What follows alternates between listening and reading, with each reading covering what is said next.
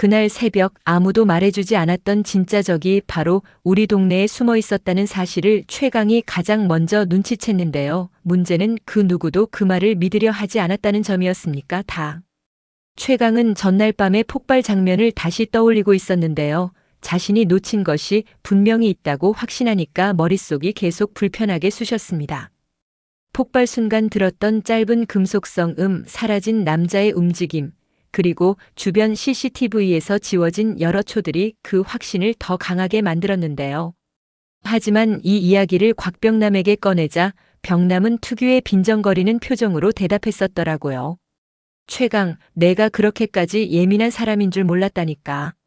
그냥 동네 사고일 수도 있는데 너무 앞서가는 거 아니야? 하지만 최강은 피식 웃으면서도 속으로는 단단히 굳히고 있었습니다. 병남, 내가 예민해서 살아남은 사람이야. 그리고 너도 이건 이상하다고 느끼고 있잖아. 그 말에 곽병남은 잠시 입을 닫았는데요. 병남은 사실 이미 순찰 중 발견한 정체불명의 위성 컴퓨터 때문에 속이 뒤집어지고 있었거든요. 이게 그저 누군가 버린 장비라기엔 너무 고급이었고 내부에는 인터넷이 끊긴 상태에서도 작동하는 이상한 위성 접속 로그가 남아 있었습니다. 병남은 겉으론 아무렇지 않은 척했지만 사실은 최강과 같은 느낌을 받았던 것입니다. 그러던 중 이용희가 체육관에서 뛰쳐나와 두 사람을 부르는데요. 야, 이거 좀 봐. 아까 그 노트북이랑 비슷한 로그가 또 잡혔어. 근데 이번엔 위치가 맘모스 마트 쪽인데? 그 이름이 나오자 셋 모두 얼굴이 굳었는데요. 맘모스 마트는 정남현이 운영하는 동네 사람들 대부분이 이용하는 곳이었고 어떤 의미에서는 동네의 안전과 질서를 상징하는 장소였기 때문입니다. 정남현은 특임대 조교 출신이었고 사람이 쉽게 넘볼 수 없는 강단을 갖고 있었는데요. 하지만 남현은 최근 남편 김수일 문제로 예민해져 있었고 마트 내에서 벌어지는 사소한 분쟁에도 평소보다 과하게 반응하고 있었어요. 최강은 남현의 마음을 이해하면서도 지금은 그런 사적인 감정을 신경 쓸 때가 아니라는 걸 알고 있었습니까? 최강, 병남, 용희는 바로 남현에게 찾아가는데요. 남현은 세 사람의 설명을 듣고도 처음에는 믿지 않겠다는 듯 단호하게 말했습니까? 우리 마트에서 그런 수상한 신호가 잡힌다고요? 말도 안 되네요. 그런데 정남현의 표정은 강하게 부정하면서도 살짝 흔들리고 있었는데요. 최강은 그 작은 흔들림을 놓치지 않았습니까? 남현, 그냥 혹시 모르니까 확인만 해보자. 우리가 괜히 이러는 거 아니잖아. 남현은 잠시 숨을 들이켰습니다. 사실 그녀는 며칠 동안 마트 뒤편에서 누군가가 몰래 드나드는 흔적을 보고 신경이 곤두서 있었거든요. 하지만 그 사실을 남편 김수일에게 말하자 남편은 피곤해서 헛것을 본 것이라며 대수롭지 않게 넘겨버렸었고 남현은 혼란스러워하고 있었는데요. 결국 네 사람은 함께 마트로 향합니다. 마트 재고 창고 쪽에서 이상한 전자음이 들려오는데요. 병남이 재빨리 소리를 따라가자 고장난 것처럼 놓여있던 오래된 프린터 뒤에서 작은 검은 장치가 발견되었습니다.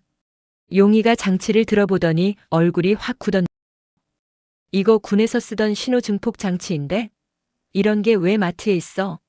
남현은 벽 쪽에 멈춰 서서 손을 떨고 있었습니다. 나 이 장치 처음 보는데요. 우리 마트에서 이런 거 찾을 이유가 없잖아요. 최강은 장치를 살피며 그동안 머릿속에서 퍼즐처럼 흩어졌던 조각들이 하나씩 맞춰지는 느낌을 받았는데요. 그리고는 조용히 말했습니다. 여기 누가 드나들고 있는 거야. 그리고 그 사람 우리 동네 사람일 가능성이 높아. 그 말을 들은 곽병남이 목소리를 낮추면서도 날카롭게 질문했습니까? 그럼 마트 뒤편에서 이상한 사람 봤다는 목격자들, 그거 그냥 괜한 소문이 아니었다는 거냐? 남현은 말문을 잃고 고개를 숙였는데요. 사실 그녀 역시 며칠 전 마트 CCTV 일부 영상이 삭제된 걸 발견했었고 남편이 CCTV 작업을 했던 시점과 미묘하게 겹친다는 사실 때문에 마음이 복잡했었습니까? 하지만 혹시 남편이 뭔가 숨기는 게 아닐까 하는 불안이 너무 현실적이라 차마 누군가에게 말 못하고 있었던 것이죠. 그때 최강의 휴대전화가 울립니다. 보낸 사람 정체불명의 번호. 메시지는 단 한 줄이었는데요. 너 과거를 숨긴다고 현재가 사라지진 않아. 최강은 손이 순간적으로 굳어버렸습니다. 곽병남은 메시지를 보자마자 눈을 크게 뜨고 말했어요. 뭐야, 너한테 이런 메시지가 왜 와? 누가 너 과거 안다고? 최강은 대답을 망설입니다. 말해야 할까? 말하지 말아야 할까? 그의 과거는 단순한 전 UDT 요원 이상의 무언가를 담고 있었고 그 과거를 밝히는 순간 지금의 평온한 삶이 무너질까 두려웠거든요. 하지만 병남은 이미 의심이 꽤 깊어진 상태였습니다. 야, 설마 내 과거가 이 사건이랑 연결된 거야? 최강은 숨을 내쉬면서 조용히 말했는데요. 아직 모르겠는데요. 근데 한 가지는 확실해요. 누군가는 내 과거를 알고 있고 지금 이 동네에서 뭔가 계획하고 있어요. 그 말이 끝나자 모두의 시선이 무거운 침묵 속에서 교차했는데요. 그 순간 남연의 전화가 울렸고 화면에는 병원에서 걸려온 번호가 찍혀 있었습니다. 남연은 심장이 서늘해지는 기분이 들어 서둘러 전화를 받았는데요. 전화기 너머의 목소리는 뜻밖이었습니다.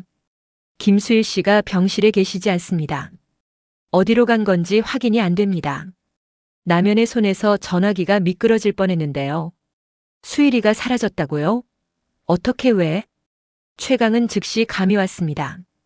이제 사건은 단순한 폭발도 단순한 해킹도 아니었는데요. 동네 누군가가 아니라 동네 누군가 여러 명이 이미 얽혀 있다는 느낌이 들었기 때문입니다. 그리고 그 중심에는 위성 컴퓨터, 신호 증폭 장치, 삭제된 CCTV, 사라진 남편, 그리고 최강의 과거를 알고 있는 정체불명의 인물. 이 모든 실마리를 쥔 단 하나의 세력이 존재하는 것처럼 느껴졌습니다. 최강은 네 사람을 바라보며 말했는데요. 우리 이제부터 진짜로 싸워야 할지도 모르겠어요. 그 말에 병남은 씁쓸하게 웃었습니다. 이제야 UDT라는 이름이 제 역할을 하는 거냐? 우리 동네 특공대가 진짜 출동할 때가 된 거냐고. 남연은 눈가가 떨렸고 용인은 잠시 고개를 끄덕였는데요. 그들은 모두 이 싸움이 생각보다 훨씬 더 크고 위험할 수 있다는 걸 직감적으로 알고 있었습니다. 마지막으로 최강이 말했어요. 우리가 먼저 움직여야 해요. 늦으면 누군가 정말 다치게 되니까요. 그리고 바로 그 순간 창리동 전역에 갑작스럽게 정전이 시작되었습니다. 동시에 위성 컴퓨터가 검은 화면 위에 단 하나의 메시지를 띄웠는데요. SECONDPHASEINITIATD. 최강은 그 메시지를 보고 작은 탄식처럼 중얼거렸습니다. 이제 시작이네요.